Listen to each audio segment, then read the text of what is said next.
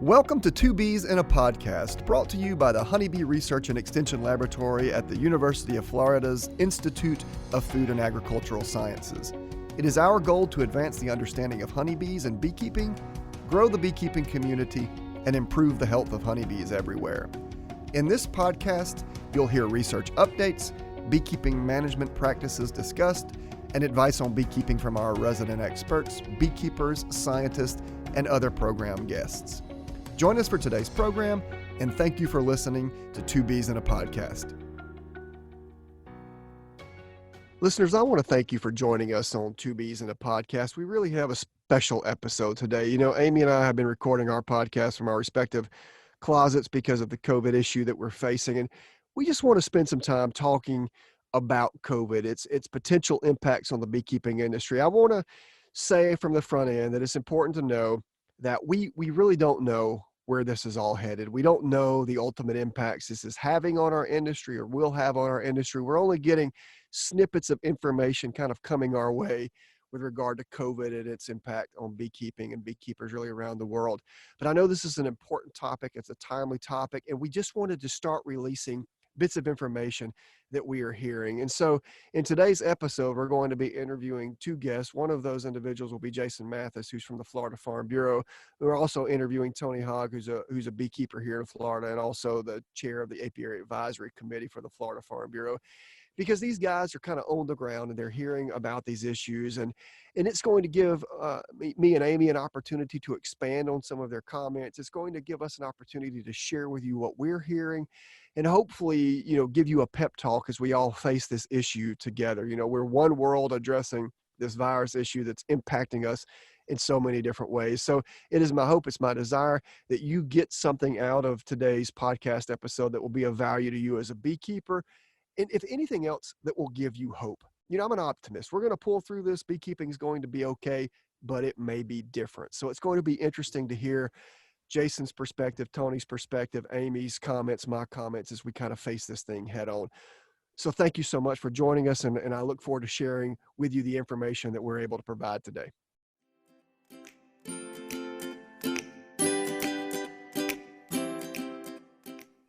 So if you've been listening to our podcast here for any length of time, you'll know that Amy and I have had to, start recording some of these things from our home. I'm in my closet at the moment. I know Amy's in her closet at the moment. I'm in my closet.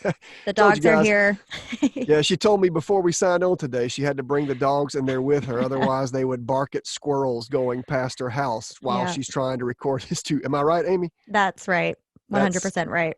Kind of embarrassing. I do the opposite. I throw my kids outside so that if they're screaming, I can't hear them. Nevertheless, the reason we're in our respective closets, of course, is because we're having to record during a time where COVID-19 is impacting us specifically, but also really everyone in the world. A lot of us are on lockdown. We had to work from home.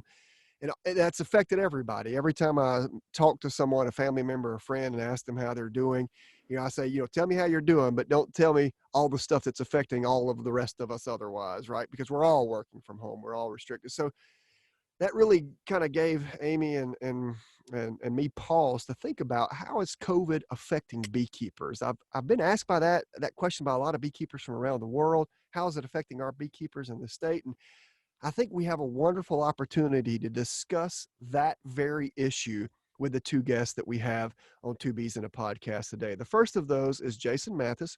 He's the Assistant Director of Ag Policy for the Florida Farm Bureau. And he's on this podcast because the Florida Farm Bureau listens to and contacts and is in touch with all the ag commodity representatives across the state of Florida. So his ear's close to the ground. He knows what's going on. And we've also brought in Tony Hogg, who himself is a beekeeper, but he's here today because he's the chair of the Florida Farm Bureau Apiary Advisory Committee. He's also former president of the Florida State Beekeepers Association. And I know for you listeners out there that you're hearing the words Florida a lot, but I promise that even though Jason and Tony and I and myself and Amy are from Florida, this is something that's relevant to all beekeepers on planet Earth. They're all impacted by COVID, and we're going to talk about how that looks specifically in our state, maybe in our nation, to kind of give you an idea of how our industry's been impacted and how beekeepers are responded. Jason and Tony, thank you guys for joining us today to talk about this very sensitive and timely topic. Yeah, appreciate you having us on today. Thank you for inviting us. Yeah, guys. So, I'll just get straight to it. Amy and I have made some notes here. We've kind of thought about broad categories related to bees and beekeeping. And I'm just going to, start off at the very first one. What are you guys hearing about the impact of COVID, the coronavirus, on the pollination part of our industry? Sure. And I'd just like to say, appreciate you guys having us on. And like Jamie said, with Florida Farm Bureau, we have a lot of connections with people across the state. And I spoke with a beekeeper about 2 weeks ago, and an issue that he brought up was that they are starting to experience a failure to pay on pollination contracts. And as they get ready to move their bees north in our state, that he's had people that have given him a call that have outright canceled crop pollination. And so this is something that we are absolutely concerned about. We understand from the row crop producer that they're concerned about if there's going to be a market for them to sell their crops, but we understand too that this is a critical source of income for our beekeepers and a critical step in our food production. And so this is something that we're really wanting to keep an eye on, and making sure that people within our state, people within our Farm Bureau membership, that reaching out to them and hoping that they're giving us any kind of information on what they're experiencing related to this issue. Yeah, so for those of you out there trying to figure out why this would be an issue, Jason, you really kind of hit the nail on the head here. Our University of Florida administrators, particularly in the branch of the university where I am, IFAS, the Institute of Food and Agricultural Sciences, they've been giving us updates on reports from growers. They don't have a market for their vegetables because, restaurants are closed. Some of their fresh market options are not available. So a lot of them are just tilling their crops under. And you would say to yourself, well, the beekeepers have already been there and pollinated, so they've done their thing. It's not going to affect the beekeepers. But in reality, it does, because they may not get paid for the pollination services they rendered weeks earlier. Or moving forward, some growers may say, hey, we don't anticipate a market for our crops, so we're not going to have beekeepers come in the first place to provide pollination. Tony, are you hearing something similar with regard to pollination impact? Quite similar to that. We've not heard of any beekeepers not being compensated for their pollination, but a lot of growers are looking at what they're doing. They're questioning whether or not they're going to plant. Where I'm at in North Florida, we don't have the extent of pollination that you would see in South Florida. So we did pretty good with blueberries, but the blueberry growers are now looking. They're about 3 weeks out from the berries being ripe, and they don't know if they're going to have a market for them. Most of these are you-pick operations, and they don't know if they're going to be able to do this and practice social distancing. I mean, that's incredibly scary if you think about it. There's a couple of things at play. It's food availability, number one, but number two, since this is a beekeeper podcast and you guys are interested in beekeeping, as am I, this is a huge segment of our industry, the pollination segment, right? This is how a lot of commercial beekeepers make their money. And so while we haven't necessarily seen huge impacts so far, it's not unreasonable to expect some impacts. Absolutely. And our concern of ours, when we hear news like this that comes out, is when we start to come out of this, what kind of food availability are we going to have at that point with the producers that have canceled their crops, or like Tony said, have plowed them under? So that's a real concern of what kind of supply is going to be available whenever we come out of this. And they've started some programs. $3 billion of the money that was released from the USDA was going to go to a food procurement program that was going to try to donate this food to food banks.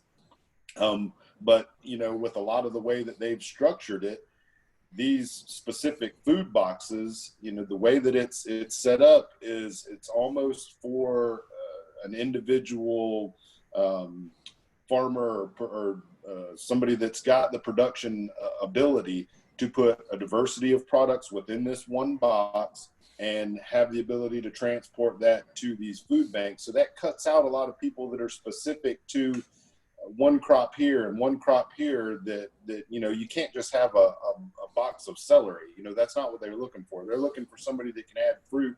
So we're trying to work with them and make sure that they're understanding that maybe we can send all this stuff to a general location and have it prepackaged or repackaged so that we can get some of these crops out and get a little bit of assistance back to these farmers that are losing so much on crops that are just rotting in the field. Yeah. So, what's really interesting about this is I've been getting a little frustrated at some people who seem to think that they know the answer, the quick and easy answer to fixing this. And I just wanted to say that it's our food system is just so much more complicated than I think people realize. And just because farmers are tilling their crops under does not mean that they're doing it, because they want to do that, right? I mean, nobody's going to grow their crop because they want to do that. So I think that's something that's really important, is that, we can all point fingers and say, hey, there are hungry people out there and we shouldn't be wasting food. But again, it gets pretty complicated.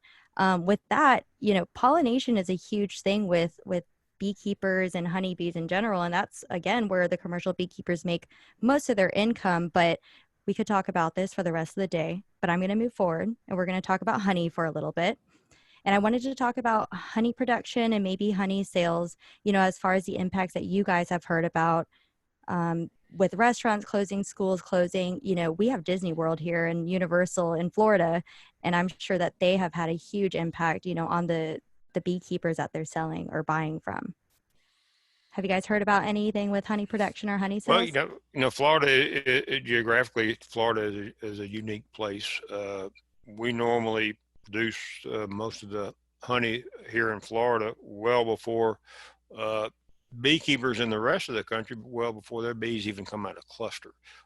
So beekeepers in Florida have been extremely busy since the first of the year, preparing bees or getting them into honey production. And so, during the whole COVID issue, I mean, beekeepers have been out in the field working.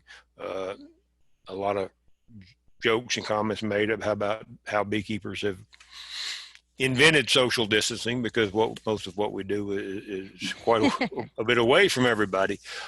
So honey production goes on. We do have honey production, and depending on where you are in the state, whether you're having a good production year or not, remains to be seen. Sales are way off. A lot of the smaller producers that produce honey and they rely on farmers markets and local markets to sell. The farmer markets are shut down, so they don't have an outlet. Restaurants are shut down, so that some of your larger consumers are not there. If you have a local outlet for honey, the sales have been pretty strong, at least what we're seeing here in North Florida. That's what I hear. And it's because, do you think it's because people think that it's healthier for them, and so they're trying to kind of boost their immune system buying honey so that they can consume it and be healthier? I think it's just. Did I just make that up? Honey is just. It's a feel good thing to eat. Yeah, I don't know if they're purchasing based on health concerns or not. Amy, It's funny you say that, but some of the feedback I got from some of the national individuals I asked this question to about what's the deal with honey production. A few of them said that there was a recent spike in sales and maybe even price. And again, it's hard to verify this on a short term. Sure. In the long term, it may not be there, but because there was some internet fake news going around saying that honey would cure you from COVID. And so there was a quick spike in the sales. And so does injecting Clorox wipes. But continue. If you inject some sunshine and inject Clorox, we'll all be okay. I think probably what drives a lot of this is that it has made many people kind of reassess and look at the food systems and really look closely at, maybe I need to be buying local food, and not just honey, but everything. So we're seeing a big demand for local food being produced here, and I think that is driven a lot of that, because people are now starting to look inwards and say, Sure. I need to support local. I need to buy local food sources. Yeah, it's Tony. I think that's an interesting statement. One of the things that I think is going to be interesting through all this COVID issue that we're facing is, what is it going to look like on the other side? I mean, we could talk about that for days, but you mentioned there an example of maybe moving towards local produce or whatever.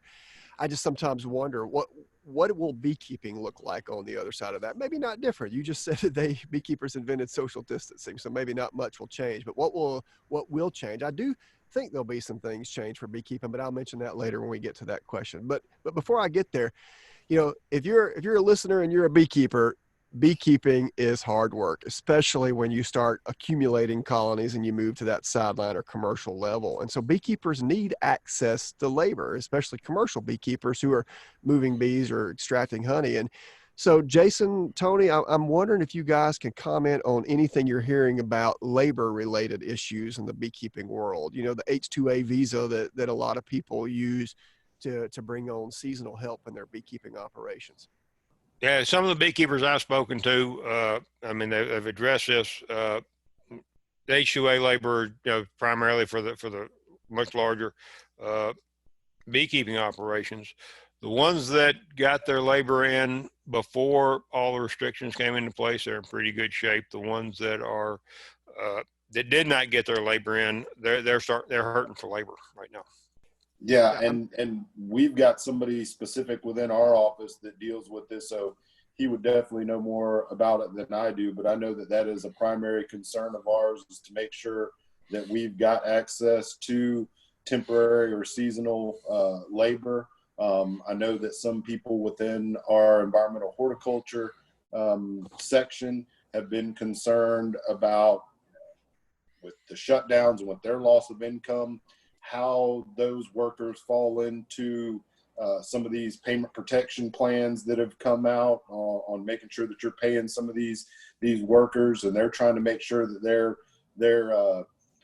dotting their I's and crossing their T's and making sure that they're doing things the right way. So it's a big concern, and we're hoping that different agencies will work with us and make sure that they're listening to our farmers. We encourage our farmers all the time to call into their legislators to make sure that they're giving real examples of how they're being affected by not having access to a reliable workforce. And that's something that we'll continue to work on. Mm-hmm. So when you're talking about labor access, there are definitely issues with that, but I'm wondering about equipment access as well. Do you think beekeepers are having a hard time with equipment, or, are they still able to purchase equipment and have them shipped, to wherever they need? I don't think there's a particular shortage of equipment. A lot of what we're seeing is a time lag on getting equipment, shipping stuff out. We had one order of supplies. We waited almost a month to get them. Oh, wow. So that if you're not planning ahead, you can find yourself caught up in a corner with getting that. The equipment's there. A lot of it is just transport and delivery. So I've not heard of any true equipment access issues. That's good. That's a good thing. Yeah, I haven't heard anything either. Like Tony said, everything's moving so slow. My brother called a couple days ago and asked if a package that he had sent my oldest son, whose birthday was a couple weeks ago, if we had got it. And so everything's moving slow. And like Tony said, we hope that there wasn't anybody that was behind on their orders that is struggling right now. But if we hear of any of those cases, then we'll try to work with the people that we have access to and see if we can get any equipment to them that they're needing. Yeah, that equipment access question kind of came up early on when in the U.S. First couple of weeks of COVID, there was a mad rush on sugar, and so I immediately worried that beekeepers may not have access to that. But I've just not heard those reports. Like Tony said, the issue tends to be not the availability; it's just the timely access to it. So, let's talk about. We started the year off with going into the year, with a worldwide sugar shortage. We all were expecting to see the price of sugar, go through the roof.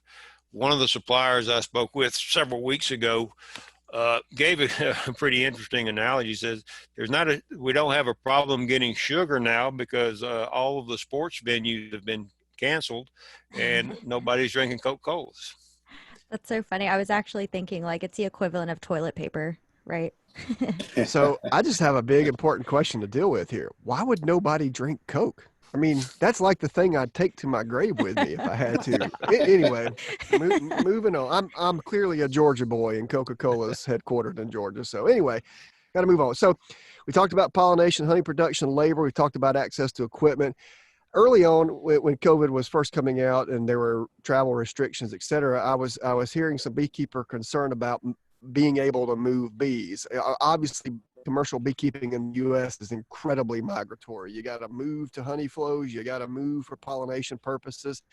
And there was some restricted movement. Can you guys speak about the ease or lack thereof beekeepers have had with moving bees during this time? Jason, have you had any issues with that? I've not heard of any difficulties with moving bees. No, I haven't. And, we were encouraged early on in this that our Department of Transportation here in Florida issued some different certificates, making sure that people had access, that if they were in that critical and essential category, that they were going to be able to carry on and handle their business as needed. So there was emergency road use permits that were issued. There were weight and size restrictions that were lifted for them to be able to transport. There was a critical infrastructure certification that some of our workers would be able to carry with them just as an extra form of identification that they were within an industry that was deemed critical and essential for them to carry out their business. So we hope that has been something that's been helpful since early on, very early on when this started happening, and we worked to try to get those certificates available or some of those restrictions lifted. I haven't heard anything further on it. So I hope that it's working and that, that everybody's able to do what they need to do. Yeah, I think it's pretty amazing how great Farm Bureau has actually been, as far as getting resources out as quickly as possible to beekeepers, growers and everyone else. So I think that's pretty amazing what you guys do. So I applaud you for that. So I guess, appreciate it. Yeah. Another question that I had was about beekeeping meetings. And so Jamie, you might be able to answer this one, but I know a lot of beekeeper meetings have kind of been canceled. So I don't know if that is the same around the state. I mean, that's a great comment. One of the things that beekeepers are telling me is that their lives haven't changed much otherwise, except their access to other beekeepers. And it's funny because, part of what I do is extension, which means I have to teach beekeepers. And I've been using online training softwares, for example, Zoom or Canvas or Skype, other things like that, to deliver beekeeping presentations around the world. In fact, I have given presentations literally all over the place where beekeepers would join in on Zoom. So we've been doing this out of our lab for a while, and I know a few of our colleagues have. But obviously, too, I have a tremendously packed travel schedule where I go and speak it. All of that's been canceled the past 6 weeks and into the foreseeable future. So in response, beekeeper groups that had lacked belief in online technologies are beginning to gain belief in online technologies and are flocking to Zoom meetings. I could go on for days about examples, but what you'll very quickly realize is it's much easier to reach way more beekeepers online than it is face-to-face meetings. And I know that we kind of serve a constituency that prefers face-to-face meetings. That's okay. But generally speaking, as the younger group moves up, you're going to see more and more and more beekeeper meetings being conducted virtually. I mean, where I could travel all day to 20 beekeepers, in one evening, that's great. Or I could sit in my living room, in this case, my closet, and broadcast to thousands of beekeepers who are able to join. So I think coming out of this, we're going to see a huge adoption and utilization of online training technologies for the various local, state, national, and international bee clubs. In fact, I've already been invited to speak to one of the two national U.S. organizations specifically about how to use distant technologies for training beekeepers. So I think that's going to be interesting as we see beekeepers move to online technologies more and more. Well, with Jason and Tony, have you guys always kind of called in, during your meetings, or have you always met in person? Have you all been affected at all as far as the meetings that you typically have?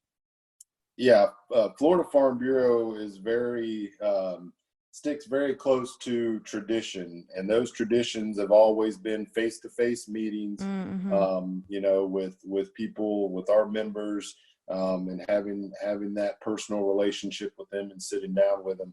Sure. And I think through this, our president has done a great job. Our president of Florida Farm Bureau has done a great job of realizing the amount of work that you're able to get done from home, Mm-hmm. and the contacts that you can still have. And, we're in this digital age where you've got access to so many different people, and you can get information so quickly that maybe some of those face-to-face meetings aren't completely necessary. Yeah. Right now I'm dying to be in a group of people and just sit down, and I want to talk to everybody. Next time I'm at work, I'm riding the elevator, I'm saying hey to everybody that gets on the elevator. Yeah. But I understand, like Jamie said, this is a great resource, and you can get the opinions and the thoughts of so many people in a concentrated time, that I think this experience is really going to open people's eyes to the ability to host meetings and get some work accomplished. I'm probably going to date myself here, but and no, I agree with that. You can reach a lot more people. You can put a lot of information out there. Where a challenge, though, I still see is, especially as we try to encourage beekeeping and teach beekeeping to beginners. I think it's still important to have the ability that you meet face to face, that you can ask the questions, you can do the demonstrations, that you can see that. It's just, I don't think virtual meetings will ever replace that. Sure. I agree with that. Well, there's a topic I want to segue into that I really haven't heard discussed much, and wonder if you guys have an opinion on. What about employee safety? I know, Tony, you mentioned earlier this idea that beekeepers naturally social distance, but there are times where crews go out into a field, and so what are beekeepers doing to keep their employees safe during this time of social distancing and not riding together in cabs and personal protective equipment, et cetera? Have you guys heard anything on that? Well, obviously, employee safety is number one in any business operation. Um, uh, I, other than that, I can't speak to. I don't know of any beekeepers that are practicing social distancing to the extent of traveling in separate vehicles or anything. Jason, you have anything on that? No, I haven't. And like Amy said, when this all started, there was such a shortage of personal protection equipment that I know that, people were really trying to practice social distancing and making sure that they were trying to keep themselves safe. And I hope that as that equipment has become more readily available, that, people have access to it, that they're able to use it to continue to do the work that they need to do. But I haven't heard of any specific examples. I know that within some of our other industries, there have been some documents that have come out, some posters that they've been required to put up to make sure that they are following the correct protocol for their workers, that these posters need to be posted in a central location where everybody has access to it, and it kind of lays out what the guidelines need to be for equipment that they need, or hand washing stations, whatever those guidelines are. But I haven't heard anybody have a specific problem as far as that. Well, Gosh. I think one key thing to mention is, beekeepers, you just need to be safe. You need to do what's necessary for you and your employees to make sure that you're safe while you're working under these conditions. I mean, obviously beekeeping has to consider safety anyway, because we have to wear bee suits or gloves or veils to protect ourselves from stings. But now there's this added layer of issue that we have to address, and you just need to be mindful about it. I know there's a lot of resources online with regard to making sure that you and your team members are safe. So I would just make sure that you recommend that you guys follow those whenever possible. Make sure that your employees are safe during this time. Hmm. So do you guys have any general advice for beekeepers? One of the things that I would just say, was talking with one of our staff members, and as we start to try to figure out where some of this relief or assistance money is going to come from for us here, we think it's going to be FSA within the Department of USDA, is we would just urge all beekeepers to make sure that they are keeping records of everything that they're experiencing.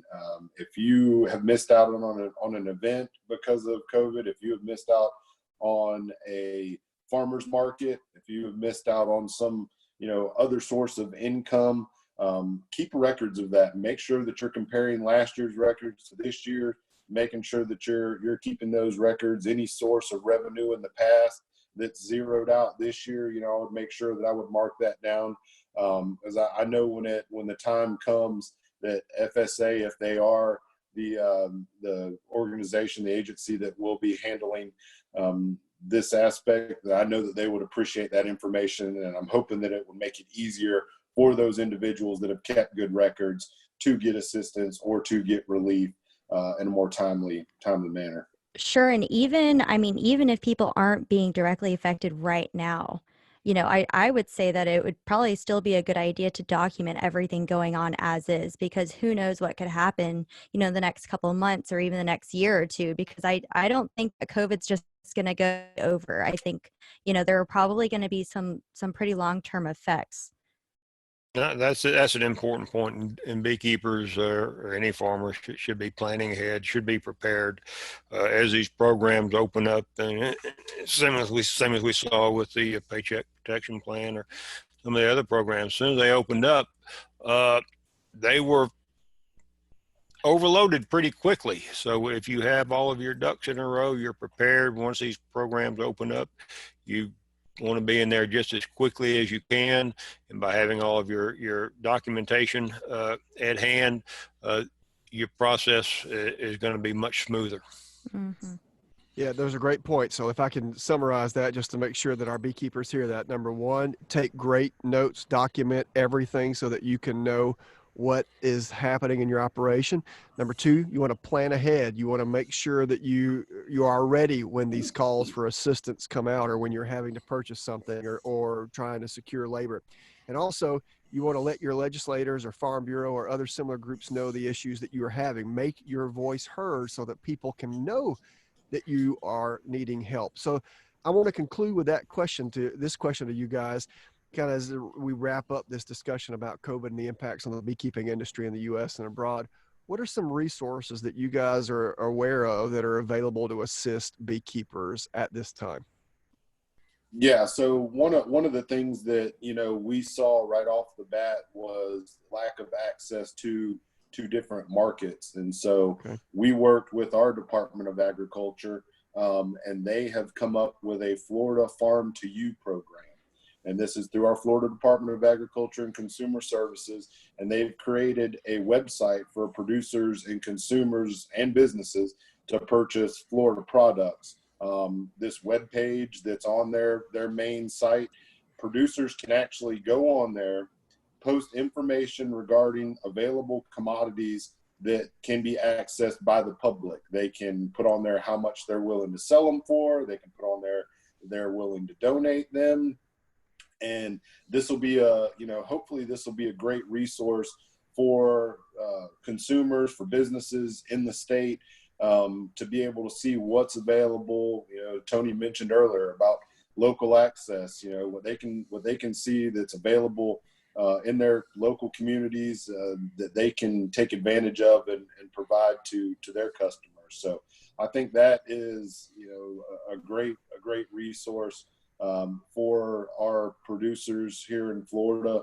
And, hopefully that's something that people will be able to take advantage of moving forward.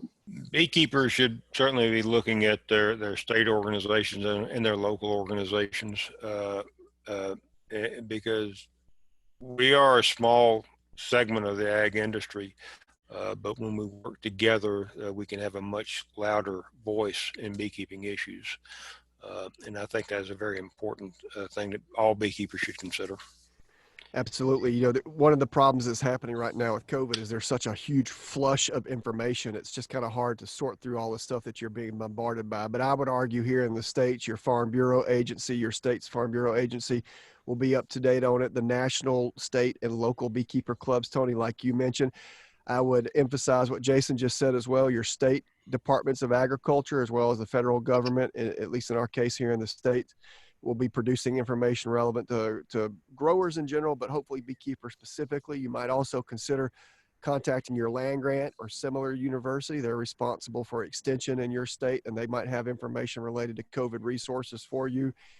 And of course, you can look inwardly at your beekeeper groups, but you might also consider contacting your grower groups as well, because if for example, a fruit and vegetable association has information for their growers and you provide pollination services for those fruits and vegetables, there might be some relevant information for you there.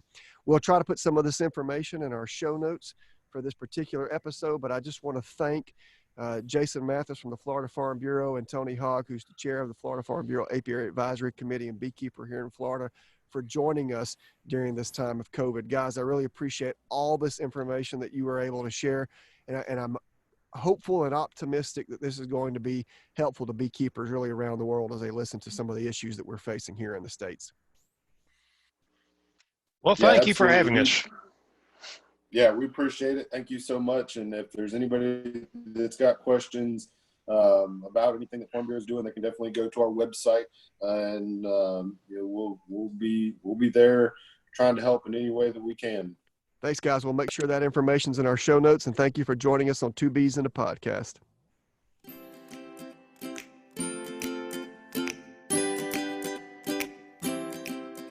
Thank you so much for listening to our special COVID-19 episode. We really hope you learned a lot about what's going on in the industry, and as Jamie mentioned earlier, we are going to try the best that we can to keep everyone up to date while we hear from beekeepers locally and around the world.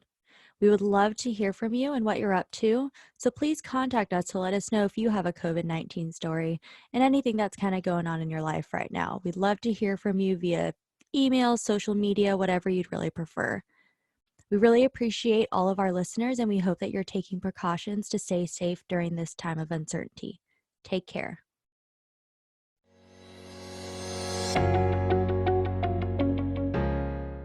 We'd like to give an extra special thank you to the following: to our editors, Shelby Howell and Bailey Carroll, and to our audio engineer, James Weaver. Without their hard work, Two Bees in a Podcast would not be possible. So thank you. For more information and additional resources for today's episode, don't forget to visit the UF-IFAS Honeybee Research and Extension Laboratory's website, ufhoneybee.com. Do you have questions you want answered on air?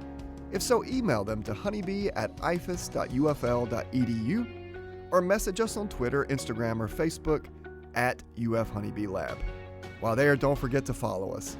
Thank you for listening to Two Bees in a Podcast.